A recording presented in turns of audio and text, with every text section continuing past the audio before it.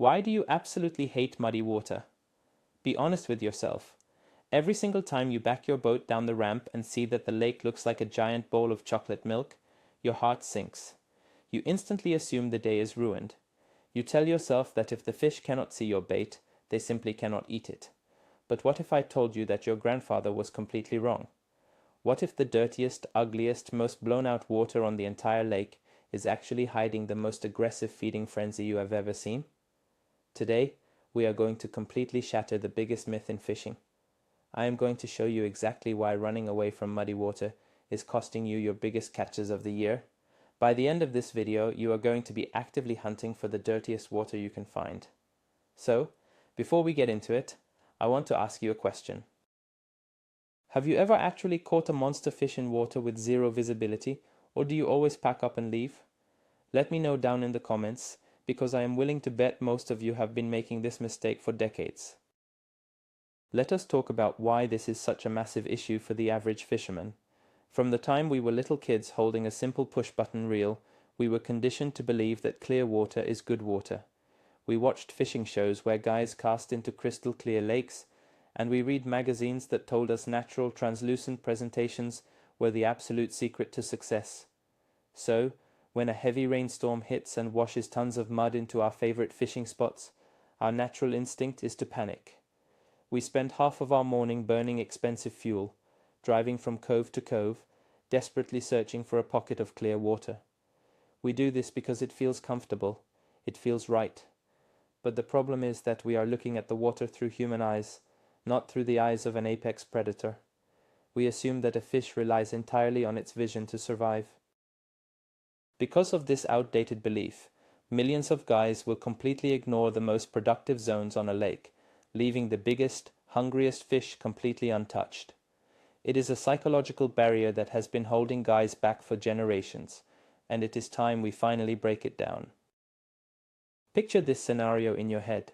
It is early Saturday morning, the sun is just starting to peek over the trees, and the lake is dead calm. You finally arrive at your absolute favorite spot. It is a shallow flat loaded with submerged timber, where you always catch fish. But as your boat glides to a stop, you look down and realize the water is thick, brown, and totally muddy from the heavy storms that rolled through 2 days ago. You drop a bright white lure into the water, and it completely disappears before it even sinks 2 inches. Your immediate thought is to pull up the trolling motor and leave. You think there is absolutely no way a fish is going to find your bait in this mess. But let me tell you what is actually happening right below your boat.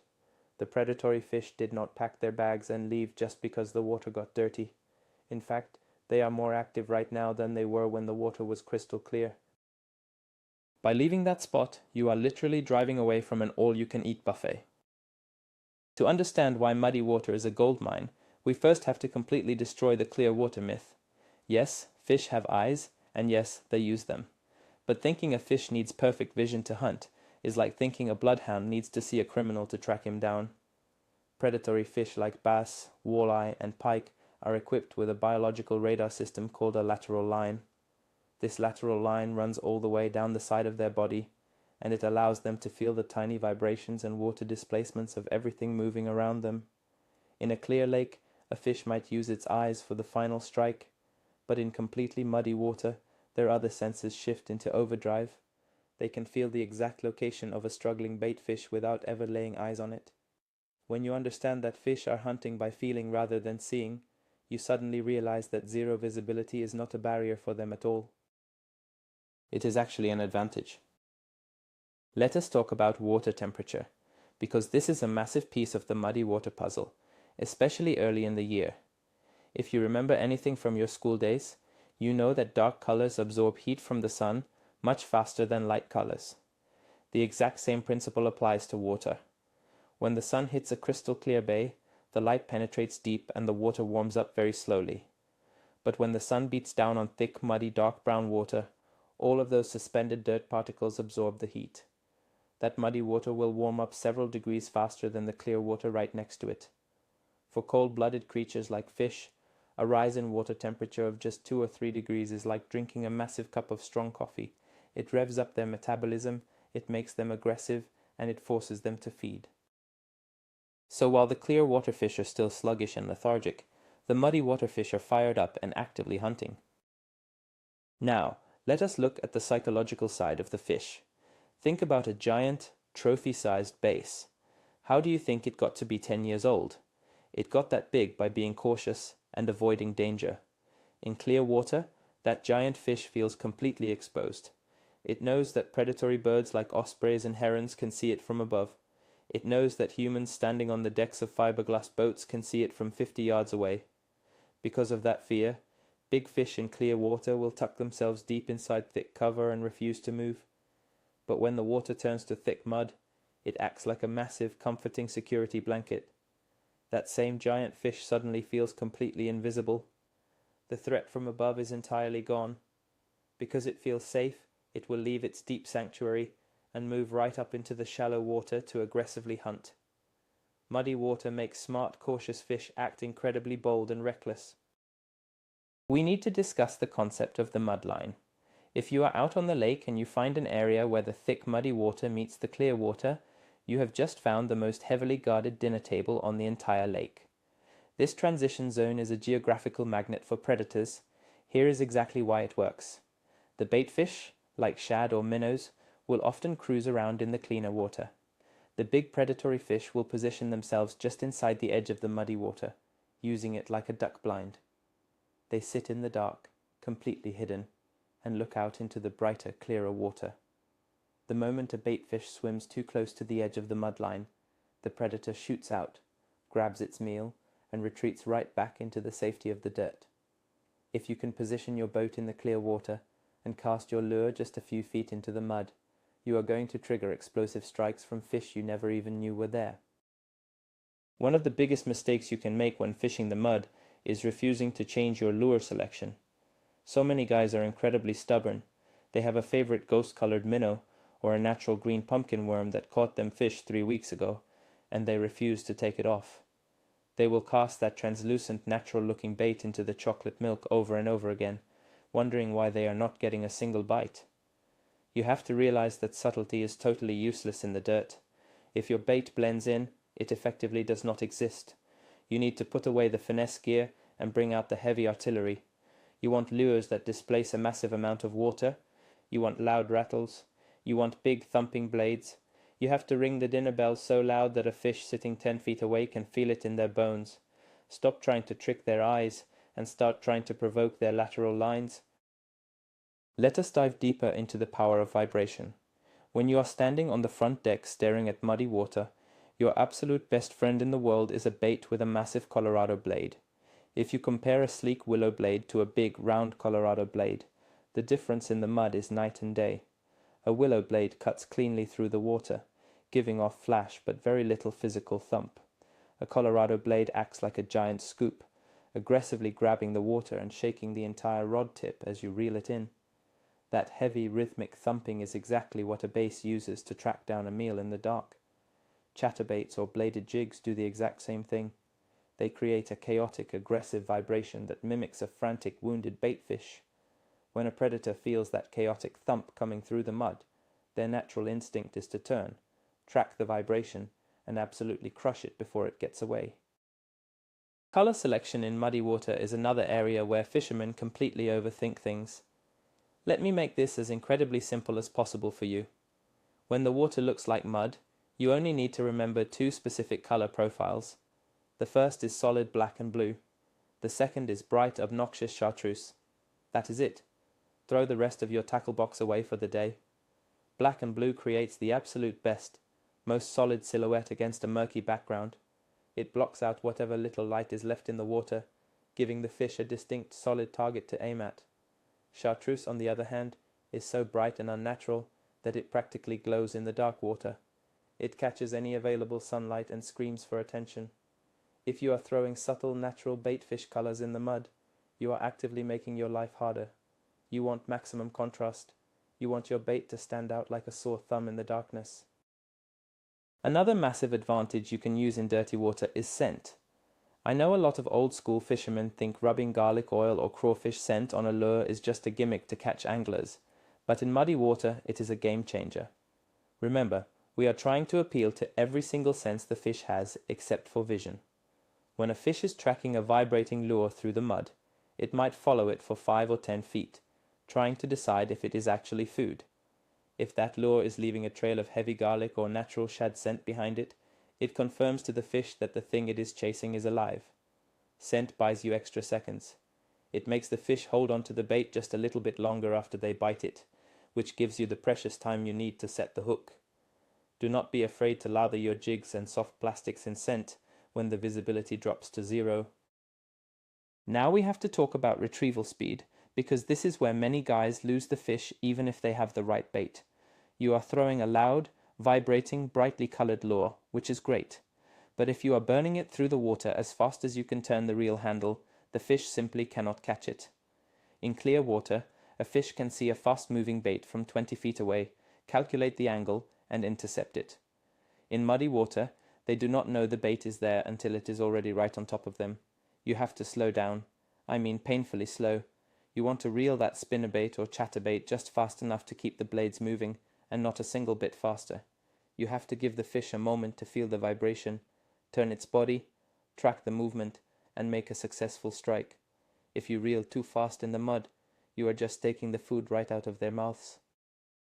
Let us paint another picture. You are slowly moving down a bank that is covered in heavy, muddy water. You see a large wooden stump sticking out of the surface. If the water was clear, you would probably cast your bait a few feet away from the stump, hoping to draw the fish out into the open. In muddy water, that strategy will fail miserably. You have to hit the cover. And I do not mean cast near it. I mean you need to physically bang your lure right into the wood. The fish are holding incredibly tight to that stump because it gives them a physical point of reference in the dark water. When your heavy, vibrating lure crashes into the wood and deflects off to the side, it creates a sudden, chaotic change in direction. It forces the fish to make a split-second, instinctual decision. They do not have time to think about it. They just react and bite. Deflection is the ultimate trigger in dirty water. We need to talk about the mental barrier of fishing in the mud, because getting over your own doubts is half the battle. When you cast into clear water, you have a visual connection to what you are doing. You can see the rocks, you can see the grass lines, and sometimes you can even see the fish following your bait. It keeps you engaged. When you cast into mud, it feels like you are casting into a dead, lifeless puddle. Your brain starts telling you that you are wasting your time. You start losing focus, your casts get sloppy, and you stop paying attention to your retrieve. You have to actively fight that negative mindset. You have to remind yourself constantly that the fish are right there, staring at your bait, waiting for you to make the right move. The guys who catch huge limits in muddy water are the guys who fish with absolute confidence, even when they cannot see 3 inches past the tip of their rod. Let us talk about a very specific real-life situation that you will eventually run into. It is the morning after a massive torrential summer thunderstorm, the kind of storm that dumps 3 inches of rain overnight.